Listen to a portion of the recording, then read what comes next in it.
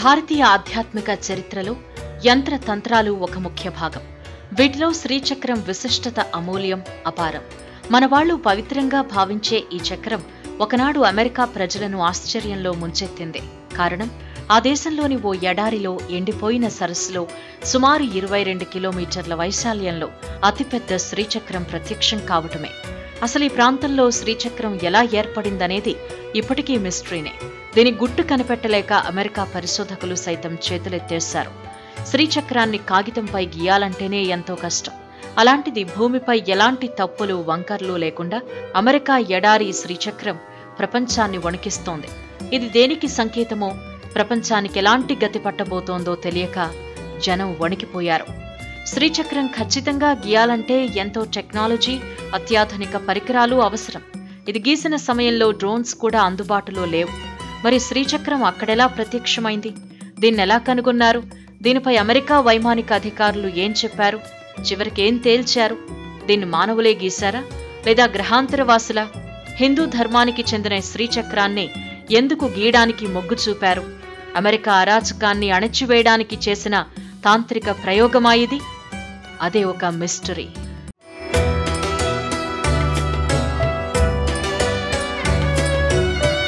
అమెరికాలోని ఒరెగాన్ రాష్ట్రంలో ఉన్న బర్న్స్ ప్రాంతంలో వేడి తీవ్రత ఎక్కువ. ఇందులో నిత్యం బర్న్స్ ప్రాంతం మీదుగా వైమానిక విమానాలు చక్కర్లు కొడుతూ ఉంటాయి. అయితే వారికి ఏ రోజు అక్కడ శ్రీచక్రం కనిపించలేదు. పైగా అక్కడుండే వేడికి ఆ ప్రాంతంలో మనుషులు పనిగట్టుకుని అంత పెద్ద శ్రీచక్రాన్ని గీయడం అంటే మాటలు కాదు. నిత్యం నిఘా ఉండే ఆ ప్రాంతంలోకి అత్యాధునిక పరికరాలను తీసుకువెళ్లే అవకాశం కూడా లేదు. భూమి మీద నుంచి చూస్తే ఎవ్వరికీ ఆ శ్రీచక్రం కనిపించదు. కేవలం విమానాల్లో వెళ్లేవారికి అది కనిపిస్తుంది. ఒక పరిశీలన తరువాత ఈ శ్రీచక్రం ఫోటోలు చూసిన అధికారులకు నోట మాట రాలేదు. దాని గురించి తెలుసుకోవటానికి ప్రత్యేక బృందం అక్కడికి చేరుకుంది. ఆ శ్రీచక్రాన్ని సాధారణంగా ఎవ్వరూ చూడలేరు. కేవలం 9000 అడుగుల ఎత్తు నుంచే అది స్పష్టంగా కనిపిస్తుంది. దగ్గర నుంచి చూస్తే ఏవో తెల్ల గీతల్లా అనిపిస్తుంది. ఈ చక్రంలో ఈ గీతలను దగ్గర నుంచి పరిశీలించగా మనుషుల అడుగులేవీ కనిపించలేదు. అదెవరు గీసుంటారో అర్థం కాలేదు. అక్కడ పరిశోధనలు చేసిన కొంతమంది అది మానవ నిర్మితం కాదని, గ్రహాంతరవాసులే ఆ పని చేసుంటారని వెల్లడించారు. అది గీసింది గ్రహాంతరవాసులైతే హిందూ ధర్మానికి చెందిన శ్రీచక్రాన్నే ఎందుకు ఎంచుకున్నారు అనేది మరో అంతు చిక్కని ప్రశ్నగా మారింది. మొత్తానికి ఈ శ్రీచక్రం ఒక అణుబాంబును మించి భయపెడుతోంది. అంత కీలక ప్రాంతంలో ఇంత టెక్నికల్ గా ఈ శ్రీచక్రం గీయడానికి 10 కోట్లు వ్యయం అవుతుందని కొందరు అంచనా.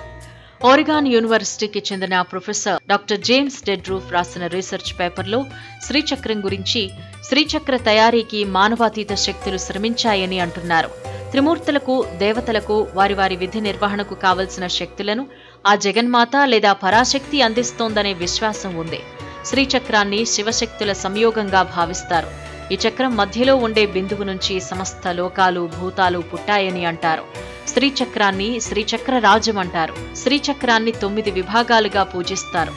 ఏదేమైనా అప్పట్లోనే ఇలాంటి శ్రీచక్రం, పవిత్రమైన యంత్రం అమెరికాలో అంత భారీ స్థాయిలో ప్రత్యక్షం కావటం దేనికి సంకేతం?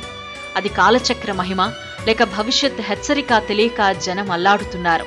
ఇప్పటి దారుణ పరిస్థితులను ఆనాడే ప్రకృతి చేసిన హెచ్చరిక ఈ పవిత్ర యంత్రం అని కొందరు సందేహిస్తున్నారు.